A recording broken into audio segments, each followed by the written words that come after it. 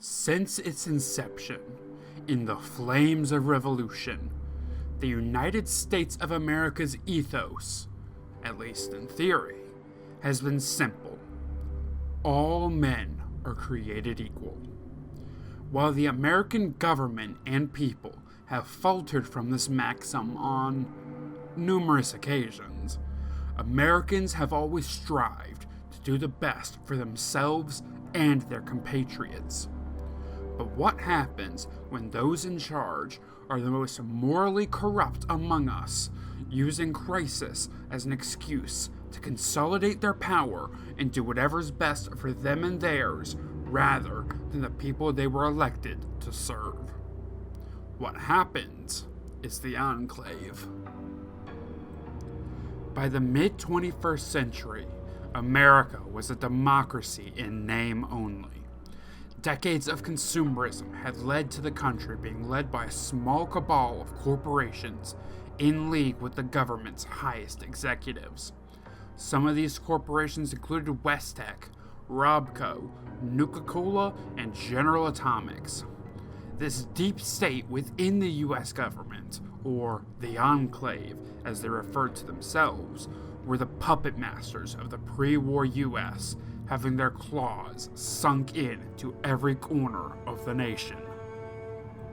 Seeing the rising global tensions in the world, with the dissolution of the United Nations and the European Commonwealth's invasion of the Middle East, the Enclave commissioned Vault-Tec, the soon-to-be most powerful corporation in the world, to build a number of shelters, or vaults, across America, occupied Mexico, and annexed Canada to save the American population from a possible future disaster.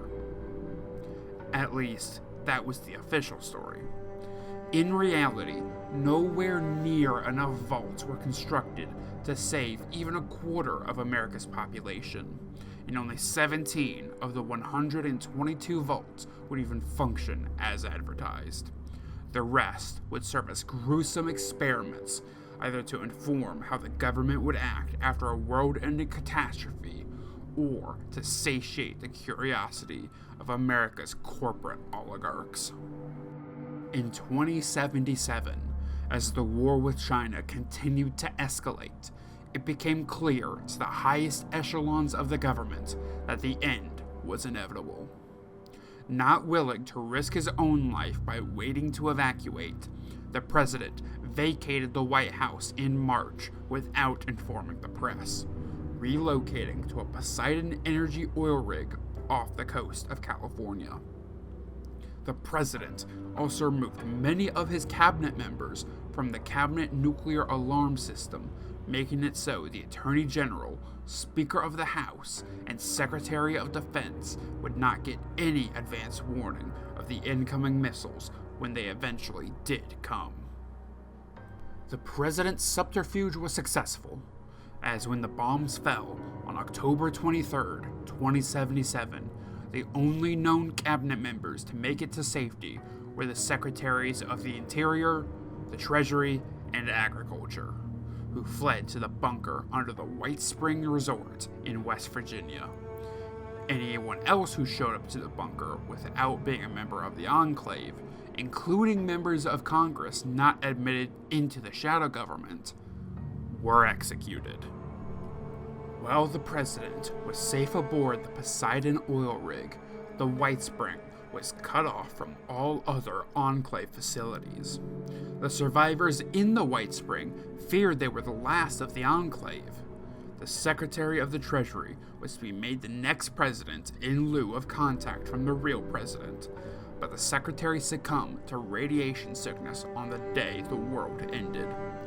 Shortly after, the Secretary of the Interior died in the bunker's medbay under mysterious circumstances, leaving Secretary of Agriculture Thomas Eckhart as acting president.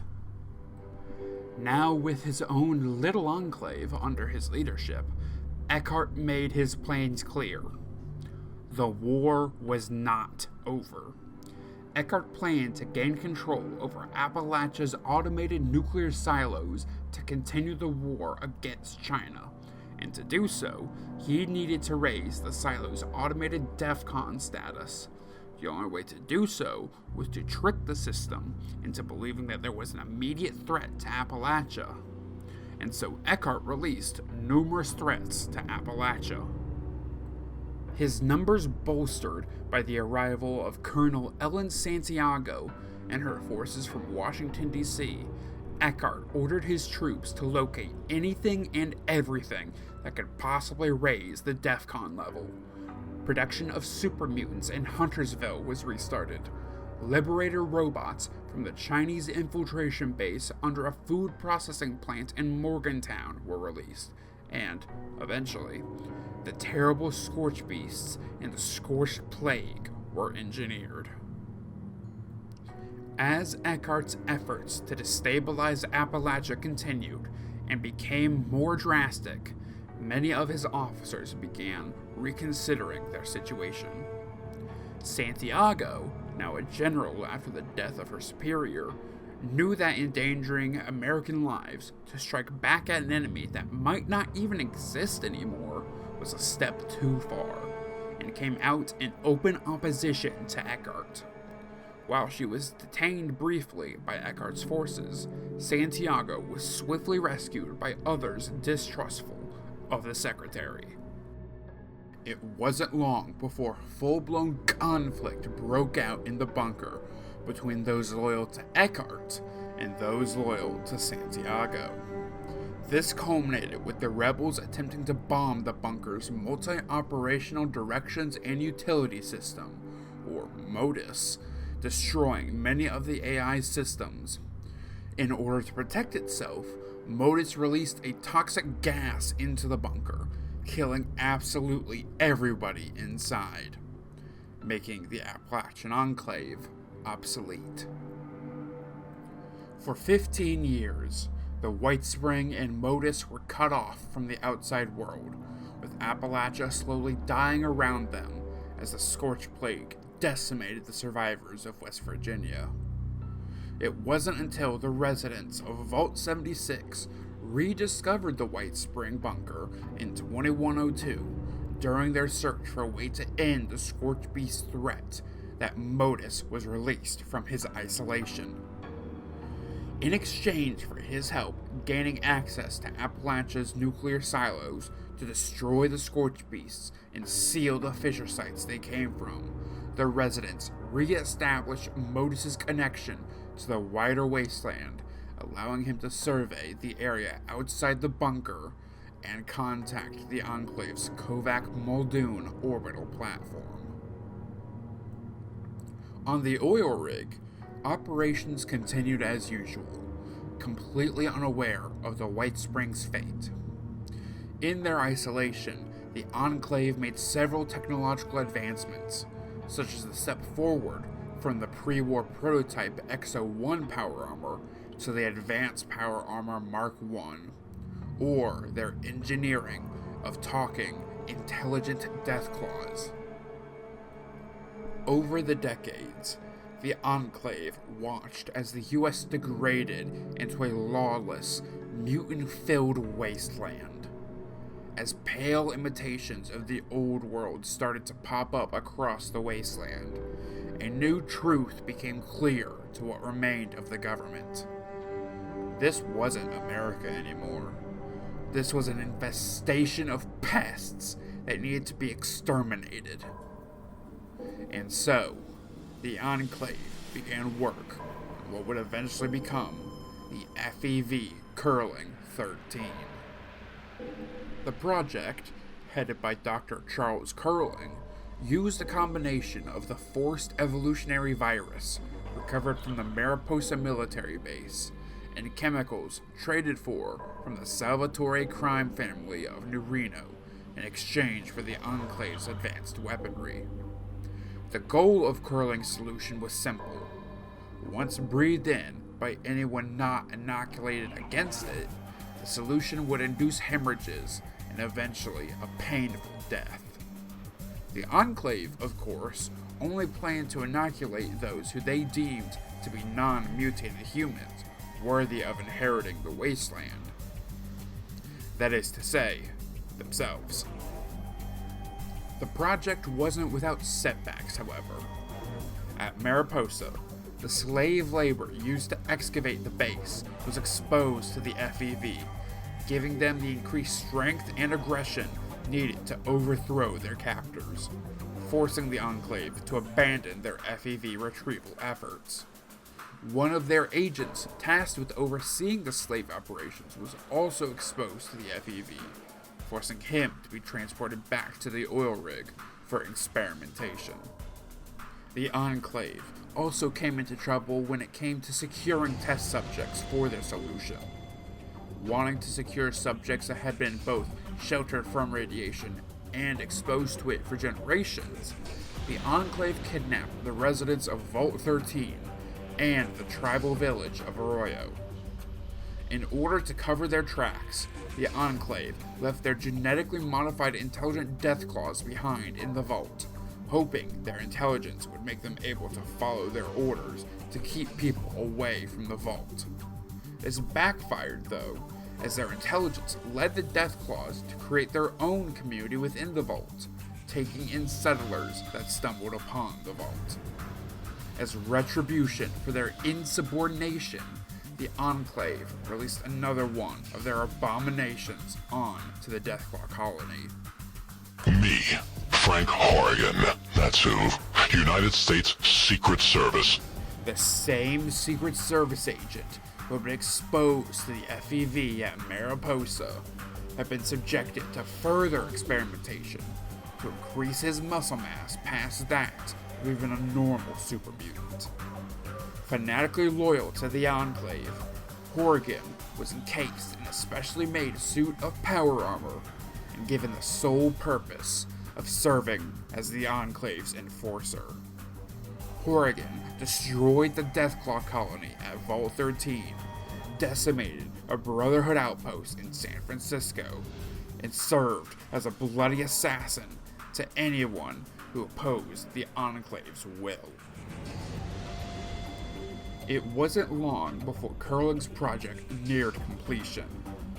While the inoculation to the FEV, originally tested on Vice President Daniel Byrd, originally had some stupefying side effects, these kinks were quickly rectified, and President Dick Richardson was ready to give the order to release Curling's solution, dooming the rest of the world to a painful death. Despite their best efforts, though, the Enclaves rampaged through California as they gathered what they needed for their eventual genocide did not go unnoticed. Notably, the Chosen One of the village Arroyo had began hunting down the Enclave in search of their kidnapped village. In 2242, along with their merry band of misfits that they had cultivated on their journey, the Chosen One managed to sneak their way onto the Enclave's oil rig aboard an old oil tanker. After freeing their village and the dwellers of Vault 13, the Chosen One came face to face with Frank Horrigan. After a grueling fight, and with the assistance of a defecting squad of Enclave troopers, Horrigan was killed, activating the oil rig's self-destruct as a final act of defiance against the tribal champion. Thankfully, the Chosen One and their companions were able to escape right before the oil rig's destruction. With their main base destroyed, the Enclave consolidated whatever forces remained in California to their vertibird refueling station on the coast, Camp Navarro. But with their existence and atrocities now exposed for the world to see, it was only a matter of time before the Brotherhood of Steel and the fledgling New California Republic came to finish them off. Knowing what was coming, scientist Autumn Sr. gathered whatever forces would follow him and headed east towards the remains of Washington, D.C., following the signal of someone claiming to be the rightful heir to the presidency. After that, it wasn't long before Navarro fell to the NCR, with any remnants that attempted to assimilate into the Republic being discovered and executed. In the east, Autumn's force arrived at the bunker, codenamed Raven Rock, where the signal from this new president originated. Only Autumn was granted an audience with the president, where he learned that he was not a human, but a Zax computer. Having spent centuries studying the presidents of old, the Zax, naming itself John Henry Eden, had become an amalgamation of all the former president's personalities, creating the ultimate American executive. Autumn elected to keep Eden's true identity a secret as the Enclave settled into Raven Rock, only revealing it to his son and successor, Colonel Augustus Autumn. As the years passed, the Enclave began to use their newfound anonymity on the East Coast to begin work on improving their technology. Specifically, scientist Whitley would begin experiments with a new Duraframe model of Eyebot, and an old prototype of power armor, codenamed Hellfire, would finally be completed, though the former project would be cancelled in favor of the latter. Instead of engineering intelligent Deathclaws, the Enclave instead developed mind control headgear that would force the beast to be subservient. During all this, Eden began sending Eyebots into the capital wasteland, spreading Enclave propaganda disguised as bouts of patriotism. It wasn't until 2277 that the Enclave would once again reveal themselves to the world. Project Purity, a civilian effort to purify the Potomac River tidal basin, had begun again after a 19-year-long hiatus. Sensing an opportunity to gain a resource that he could use to enforce his power over the wasteland, Autumn revealed the Enclave to the east when he captured the Purifier and attempted to coerce the scientists into completing their work in the name of the government.